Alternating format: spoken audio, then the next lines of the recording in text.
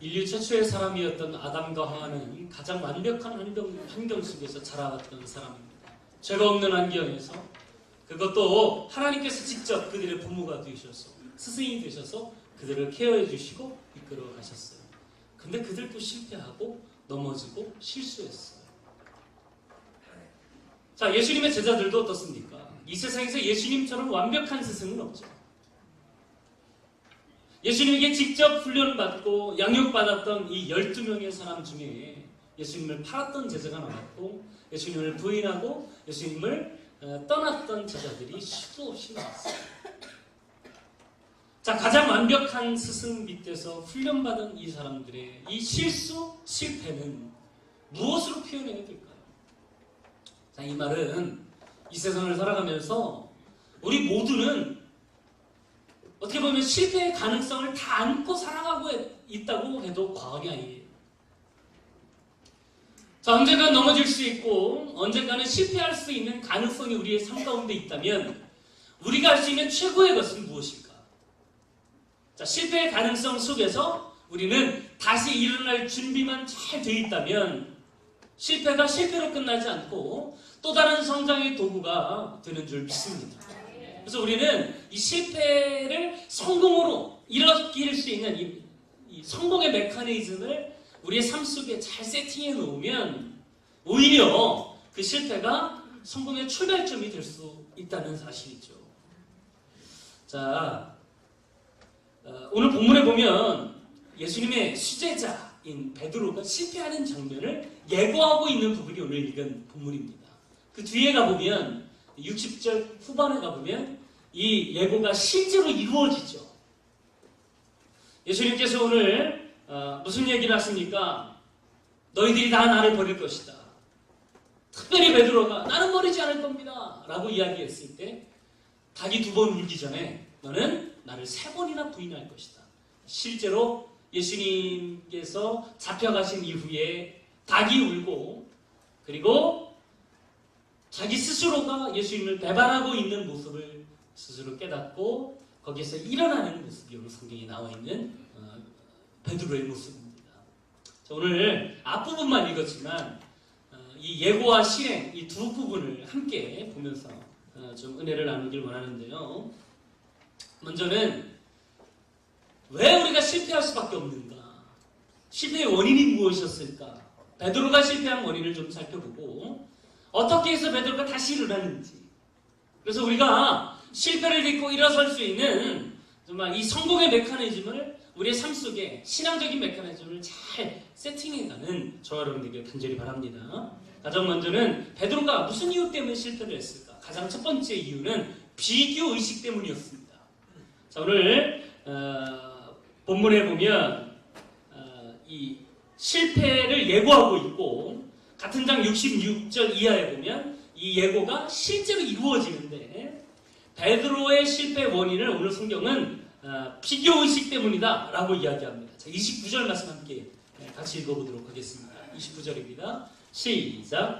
베드로가 여짜오되 다 버릴지라도 나는 그리하지 않겠나이다. 자, 예수님이 제자들의 배신을 예언하셨을 때 베드로는 자기의 충성을 이렇게 말합니다. 다 버릴지라도 나는 버리지 않을 겁니다. 여러분, 이 이야기를 들었던 다른 제자들은 얼마나 기분이 나빴을까요?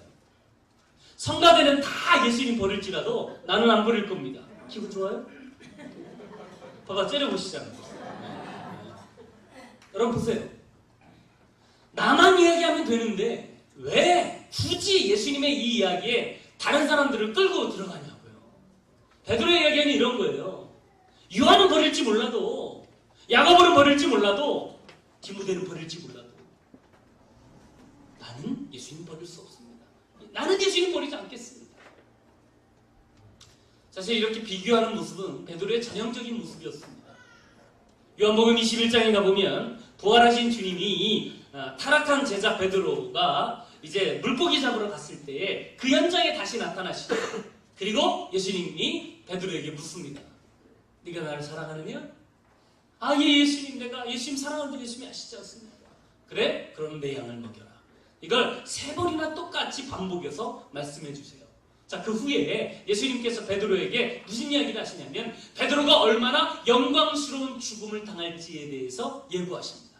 네가 지금까지는 네 마음대로 네 멋대로 살았지만 앞으로는 양팔을 벌리고 남들이 이끄는 대로 갈 것이다. 너는 양팔이 벌린다는 게 뭐예요? 십자가에 대해서. 이 베드로가 이제 마지막에는 예수님이 순교하신 것처럼 순교의 반열에 들어갈 것이라는 이야기를 베드로에게 이야기하죠. 자, 그 이야기를 들었을 때 여러분 얼마나 감격적인 이야기예요. 내 마지막이 하나님을 위해서 영광스러운 죽음으로 마무리해야 된다. 이것만큼 복된 죽음이 어디 있습니까? 자, 이 이야기를 예수님께서 하셨을 때 베드로가 한 질문이 먼저 왔습니까? 여기 있는 이 사람은 어떻게 되나요? 요한을 가리키면서 요한은 마지막에 어떻게 될 것 같으세요, 예수님? 그렇게 물어보는 거예요. 참 뜬금없잖아요. 베드로에 대해서 예수님께서 그의 마지막이 어떨지에 대해서 자세하게 이야기해 주시는데 뜬금없이 베드로는요, 요한은 그러면 어떻게 마지막이 될까요? 물어보는 거예요.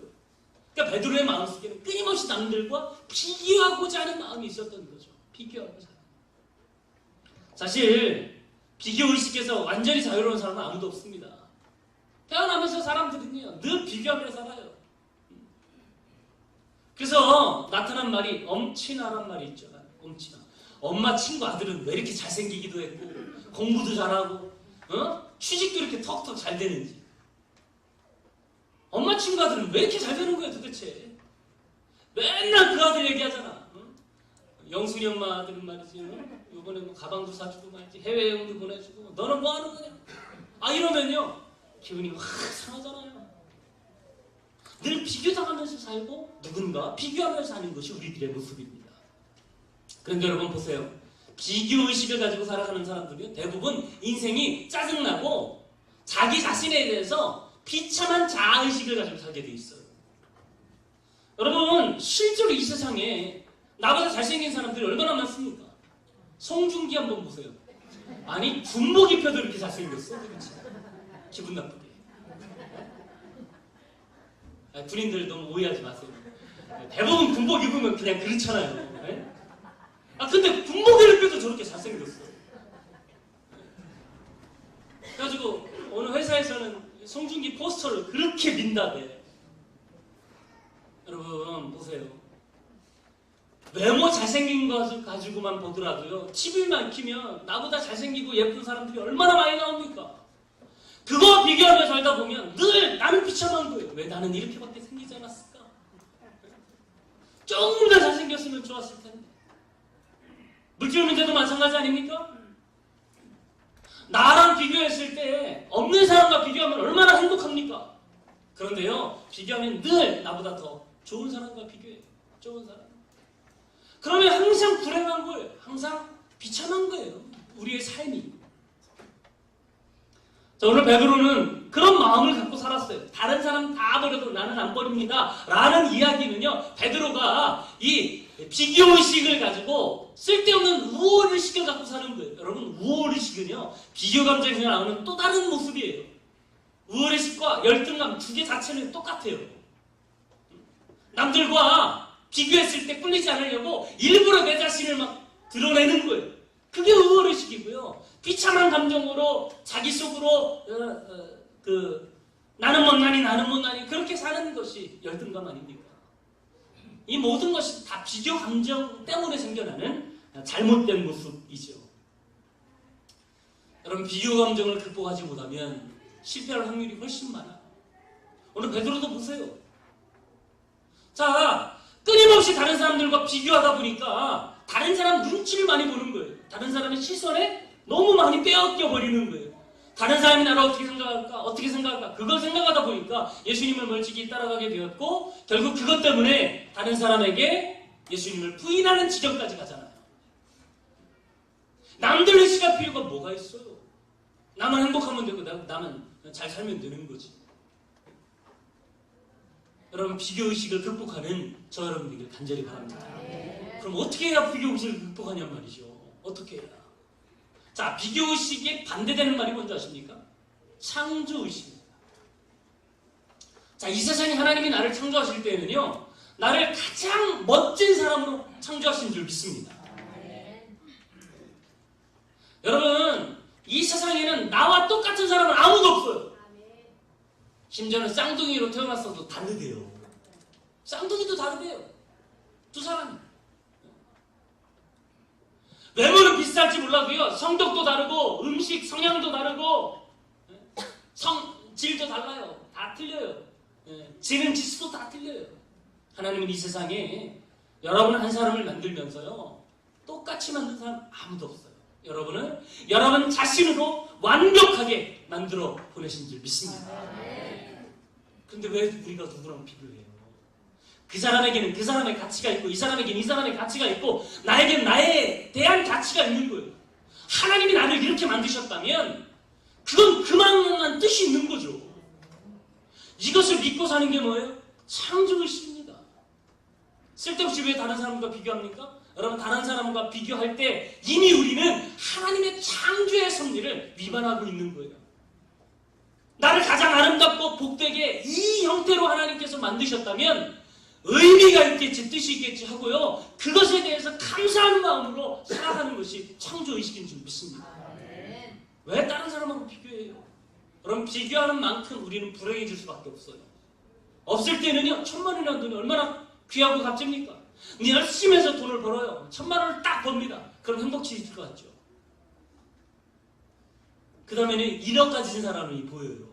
나는 도대체 지금까지 뭐 했나? 이 사람들은 다 억대 부자인데 나는 뭐 했나? 열심히 일해가지고 정말 1억을 벌어요. 그러면 10억 있는 사람이 보이는 거예요.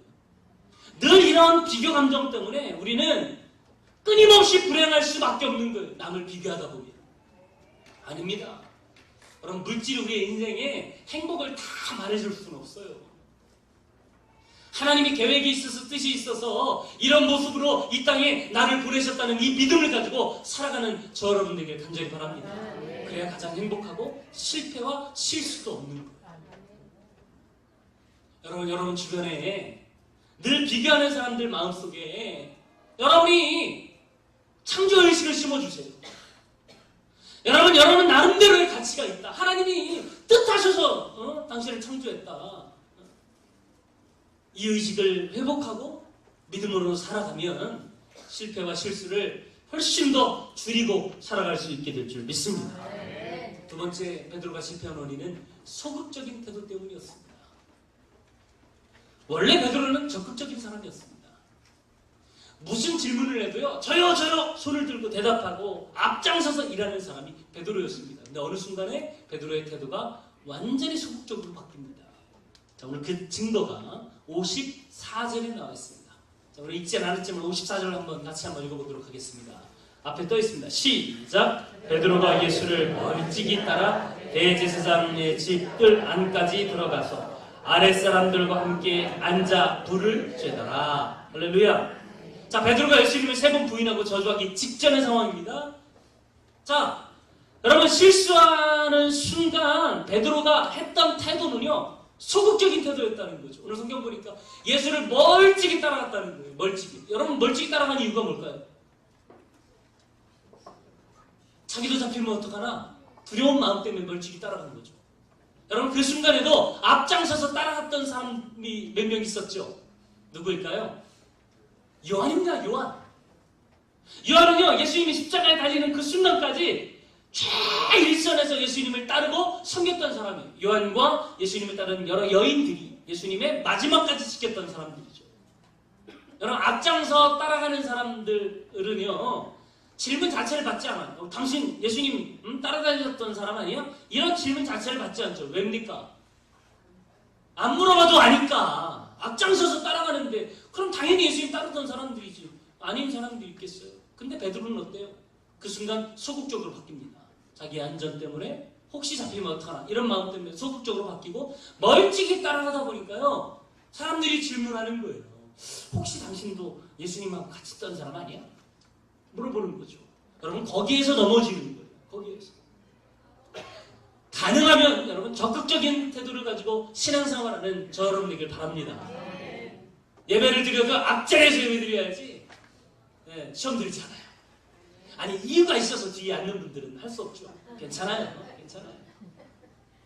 그런데 가능하면 그럼 신앙생활에 있어서는 앞장서서 적극적으로 믿음 생활하는 저런 분들 바랍니다.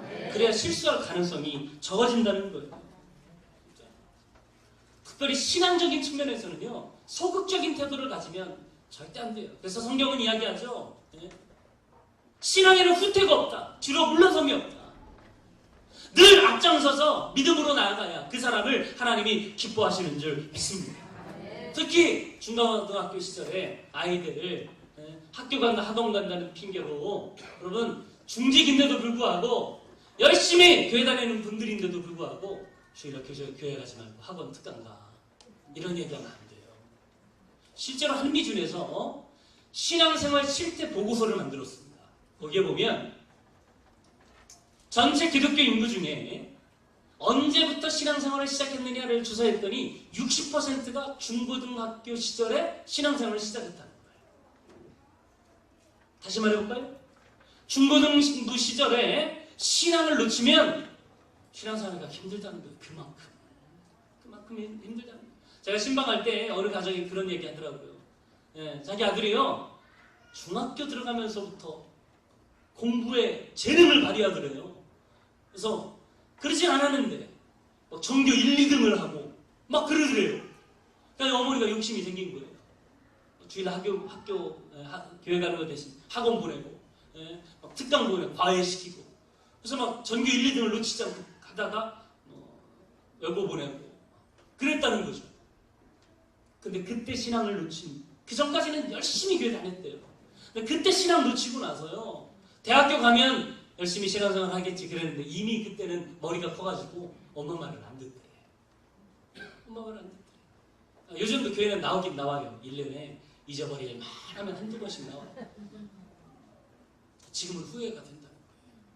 그때 신앙을 바로잡아줬어야 되는데 그렇지 못했던 게 후회가 됐다. 그런 얘기 하는 거예요. 여러분, 신앙도 학업도 둘 다 포기하지 않으면 얼마나 좋겠어요. 공부도 잘하고 믿음도 좋고 얼마나 좋겠어요. 근데 가끔 이 둘 중에 하나를 선택해야 될 때가 있어요. 그러면 꼭 믿음을 선택하는 저와 여러분들에게 간절히 바랍니다. 공부는 못해도 하나님이 길 열어주시면 성공할 일이 훨씬 많잖아요. 그죠? 근데요, 믿음이라고 하는 것은 때를 놓치면 다시 믿음 갖기가 너무 힘든 거예요. 너무 힘든 거예요. 실제로 중고등부 시절에 신앙을 놓치고 방황하는 사람들이 얼마나 많습니까? 여러분, 신앙은 소극적인 태도로 가서 절대 안 됩니다. 열심을 다해야 됩니다. 가능하면 어렸을 때부터 믿음 생활을 잘 하게 해야 하고요. 하나님 만나게 해야 하고요. 주님 체험하게 해야 합니다. 그래야 믿음 안에서 승리하는 인생을 살 수 있는 줄 믿습니다. 지금 예수님 잡혔으니까 지금은 좀 자중해야지. 좀 살살해야지. 나중에 열심히 해야지. 그런 마음을 가지고 있었던 베드로, 여러분 실패하잖아요. 넘어지잖아요. 보잘것없는 사람의 한마디 질문 때문에 예수님 부인하고 절망하잖아요. 여러분, 이런 실수가 베드로만이 아니라 우리에게도 동일하게 나타날 수 있음을 기억하고, 여러분 전적으로 주님의 은혜로 열심을 다해서 적극적으로 신앙생활하는 저 여러분에게 간절히 바랍니다. 우리 주변에 열심히 신앙생활하다가 봉사하다가 소극적인 태도로 바뀌어서 봉사도 안 하고 주일만 나오는 사람이 있다면 여러분이 권면해 주세요. 더 열심히 신앙생활할 수 있도록 권면해 주세요. 그래야 바른 신앙, 참된 신앙을 얻게 될 줄 믿습니다. 자, 그렇다면 베드로가 다시 회복하는데 전적으로 하나님의 은혜가 있었는데, 자, 예수님의 어떤 모습 때문에 베드로가 이렇게 쉽게 회복할 수 있었을까요? 자, 오늘 본문은 몇 가지를 이야기합니다. 첫 번째로는 말씀을 기억했기 때문이에요. 말씀을 기억했기 때문에. 자, 72절 말씀 함께 보겠습니다. 72절. 자, 마가복음 14장 72절 같이 한번 읽어볼까요? 시작. 닭이 곧 두 번째 울더라. 이에 베드로가 예수께서 자기에게 하신 말씀 곧 닭이 두 번 울기 전에 내가 세 번 나를 부인하리라 하심이 기억되어 그 일을 생각하고 울었더라. 할렐루야. 오늘 본문 30절에 보면 예수님께서 이런 이야기 하시되 예수께서 이르시되 내가 진실로 내게 이르노니 오늘 이 밤 닭이 2번 울기 전에 내가 3번 나를 부인하리라. 이 예고를 하셨고 실제로 그 일이 벌어집니다. 그런데 여러분, 베드로가 정말 실패한 이후에 쉽게 일어날 수 있었던 정말 중요한 이유는 예수님의 이 이야기, 이 말씀을 기억하고 있었다는 거예요. 그리고 이 말씀을 붙잡고 통곡하고 회개하고 하나님 앞에 다시 섰을 때 베드로가 쉽게 일어선 줄 믿습니다. 어떻게 보면 가룟 유다와 베드로의 실패를 보면요, 도찐개찐이에요. 돈 받고 예수님을 팔았든지, 사람들에게 예수님 모른다고 부인하고 예수님 저주했든지, 어떻게 보면 천국 가면 그게 그거 아니겠냔 말이죠. 근데 두 사람의 차이가 뭔지 아십니까?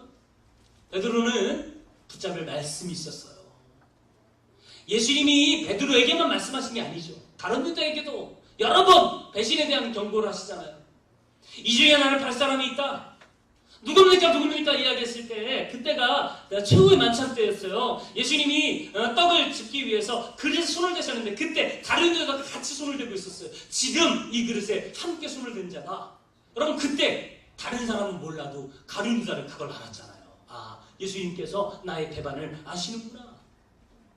여러분 그때 그 말씀을 기억하고 실패에 대해서, 실수에 대해서 깨달았을 때, 여러분 가룟 유다도 자기가 잘못한 걸 깨달았잖아요. 그리고 나중에 돈주머니를 들고 돈 받았던 사람, 대제사장들에게 찾아가잖아요. 나 이거 안 받겠습니다. 내가 잘못한 것 같습니다.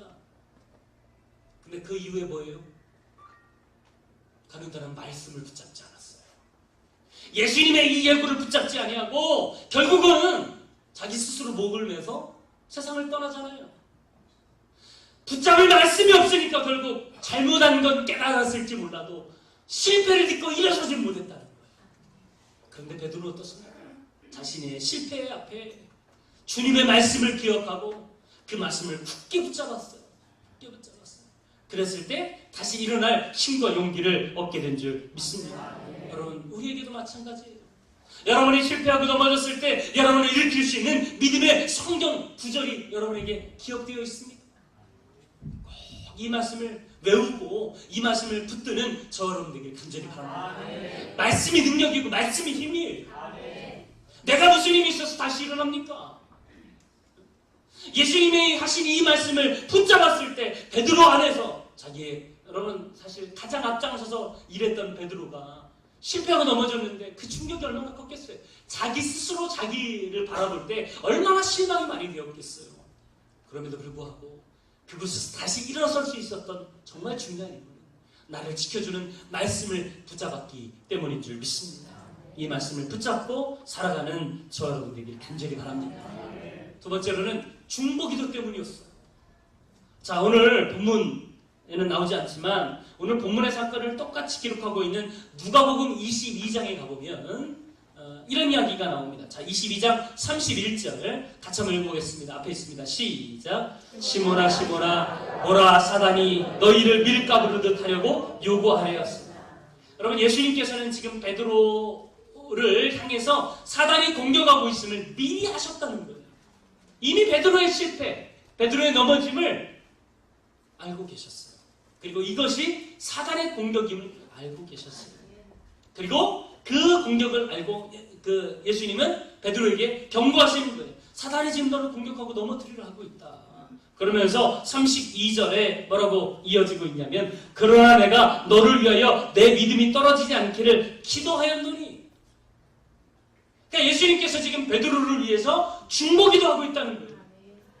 이미 넘어질 걸 아시고 예수님은 베드로를 위해서 중보기도 하고 있는 이 모습이 오늘 성경에 기록되어 있잖아요. 예수님은 지금도 우리의 중보자로 서 계신 줄 믿습니다. 우리가 실수할 때, 우리가 실패할 때, 넘어질 때 하나님, 이 사람 그럴 사람 아니에요. 이 사람 다시 일어날 수 있어요. 이 사람에게 다시 한번 기회를 주세요. 라고 우리를 위해서 중보하시는 분이 바로 예수님인 줄 믿습니다. 이 중보의 기도의 소리가 우리를 다시 일으킬 수 있는 거예요. 오늘 성경 보세요. 기도하였느니 너는 돌이킨 후에 내 형제를 붙게 하라. 돌이킨 후에. 그러니까 돌이킨 후회라는 건 실패하고 다시 일어난다는 사실을 예수님은 이미 알고 계셨어요. 그리고 자신의 실패를 타산지석 삼아서 넘어진 사람들을 일으킬 수 있는 믿음의 사역자가 될 것을 미리 아시고 예수님이 지금 기도하고 있었던 거예요. 여러분, 베드로가 실패하고 다시 일어섰을 있었던 원인이 예수님의 기도 때문이라면 지금도 우리를 위해서 기도하시는 예수님 바라보면서 우리도 다시 일어서야 되지 않겠습니까? 중세기 무렵 이태리 밀라노의 한 성당에 여자 한 명, 부인 한 명이 들어와서는요 펑펑 울면서 기도하더랍니다. 그것도 30분 동안 끊임없이 통곡을 하면서 기도하더랍니다. 울면서. 그 당시에 그 밀라노 성당에 주교로 있었던 암브로스 감독이 보다 못해서 이 여인에게 다가갔어요. 그리고는 이야기했어요. 아니 무슨 일로 이렇게 울면서 기도하십니까? 그 상황을 저에게도 좀 이야기해 주시지 않겠습니까? 그랬더니 이 여인이 이 감독에게 뭐라고 얘기했는데, 감독님 제 아들이 이단에 빠졌어요. 어떻게 하면 좋아요? 그리고는 펑펑 울더라는 거예요. 그때 이 암브로스 감독이 이 여인에게 정말 유명한 한마디를 남깁니다. 여인이요, 걱정 마세요. 기도하는 자의 자식은 결코 망하지 않습니다. 이 사람이 누구였냐면 성 어거스틴의 어머니 모니카였어요. 여러분, 어거스틴이 젊은 시절에 사고를 쳐서 사상을 났습니다. 좀 자라고 나서는요 이단에 빠져가지고 이단에 흠취되어서 결국 적대적인 그런 복음과 적대적인 삶을 살아요. 그런데 그가 돌아와서 그 어거스틴이라는 앞에 세인트, 성이라고 하는, 성자라고 하는 치유와 듣기까지는 얼마나 힘들고 어려운 삶을 살았을까요? 근데 그 배경에는 어머니 모니카의 기도가 있었다는 거예요. 육신의 어머니가 기도하는데도 우리가 일어설 수 있다면, 우리를 위해서 중보하시는 예수님의 기도 소리 듣는다면 우리가 다시 일어나지 못할 이유가 없지 않겠습니까? 꼭 일어서는 저와 여러분에게 간절히 바랍니다. 마지막으로 세 번째, 사랑의 눈으로 바라보시는 주님의 시선이 있었기 때문이에요. 자, 베드로가 결정적으로 돌이키는 장면에서 누가복음은 이렇게 고백합니다. 누가복음 22장 61절입니다. 주께서 돌이켜 베드로를 보시니 베드로가 주의 말씀 곧 오늘 닭 울기 전에 내가 3번 나를 부인하리라 하심이 생각나서 그랬어요. 여러분, 실패의 현장 가운데 있는 베드로를 주님은 지켜보셨어요. 지켜보셨어요. 자, 여러분 보세요. 자기가 열심히 예수님을 부인하고 있을 때 닭이 울었어요. 그때 예수님의 시선과 베드로의 시선이 딱 마주칩니다. 이 사랑의 예수님의 시선을 바라보았던 베드로는요 그때 꼬꾸라진 거예요. 무너진 거예요. 통곡한 거예요. 그리고는 다시 이 예수님의 시선을 보았던 베드로는 일어서게 된 줄 믿습니다. 주님은 지금도 우리를 지켜보고 계시는 줄 믿습니다. 이 사랑의 시선 때문에 우리는 다시 일어설 수 있는 줄 믿습니다. 유명한 실존주의 철학가 가운데 알베르트 까미라고 하는 사람이 있습니다. 이 사람이 노벨상을 수상했던 그런 사람인데, 노벨상을 수상하고 여러 기자들을 통해서 인터뷰를 하게 될 기회가 있었습니다. 사실 이 까미가 쓴 작품은요 거의 대부분 어둡습니다. 인생의 부조리, 좌절, 허무 이런 것들을 노래했던 사람이거든요. 그러니까 대부분 작품이 어두우니까 한 기자가 짓궂은 질문을 하게 됩니다. 당신 작품이 이렇게 어두운데 당신의 삶 속에서 유일하게 가장 밝은 빛이었던 그런 사건이 혹시 있습니까? 물어봤어요. 그때 이 까미가 서슴지 않고 이렇게 이야기합니다. 내 인생에 유일하게 밝은 한 가지는 내 어머니 어머니입니다. 나는 어머니 때문에 여기까지 왔습니다. 사실 까미는 알제리 출신이었습니다. 까미가 태어나자마자 아버지가 세상을 떠나셨어요. 그리고 어머니 혼자 까미를 키웠어요. 어머니는 청각장애를 가지고 있었어요. 듣지를 못해요. 그래서 행상을 하면서, 그리고 남의 집 파출부를 하면서 이 까미를 키운 거예요. 20살이 되었을 때 이 까미가 프랑스로 유학을 떠나게 됩니다. 아르바이트 하면서 학비를 벌어가면서 공부를 해야 되니까 얼마나 힘들고 어려운 삶을 살았겠어요. 엄마가 부유해서 학비를 턱턱 대주는 것도 아니고 참 힘들고 어려운 삶을 살게 될 때, 그때 이 까미에게 평생 잊지 못할 한마디를 남기고 이 아들을 떠나보냅니다. 사랑하는 아들아, 내가 너를 지켜보고 있다. 지켜보고 있다. 이 한마디 때문에 까미는 수많은 어려움, 시련, 유혹 가운데서도 자기를 지켜냈고 승리하는 인생을 살게 된 줄 믿습니다.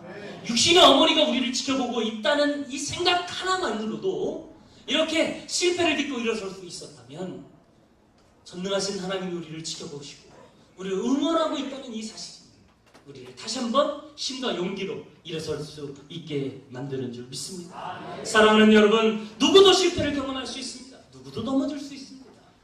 그러나 우리를 위해 기도해 주시는 분, 우리를 위해 사랑의 눈으로 바라보시는 분, 그리고 우리한테 끊임없이 말씀하시는 이 예수님을 바라보면서 다시 한번 이 실패를 딛고 일어서는 저 여러분에게 간절히 바랍니다. 분명 회복될 줄 믿습니다. 이 믿음 가지고 승리하는 저 여러분에게 간절히 원합니다. 같이 한번 기도하겠습니다. 하나님, 내가 힘들고 어려운 상황 가운데 있다 할지라도 결코 나를 가만두지 않으시고 사랑의 눈으로 다시 일어나라고 용기를 주시는 그 하나님, 믿음으로 붙잡고 승리하게 도와주옵소서. 기도하며 하나님께 나아갑니다. 할렐루야. 사랑의 하나님, 이 시간 함께 하셨습니다.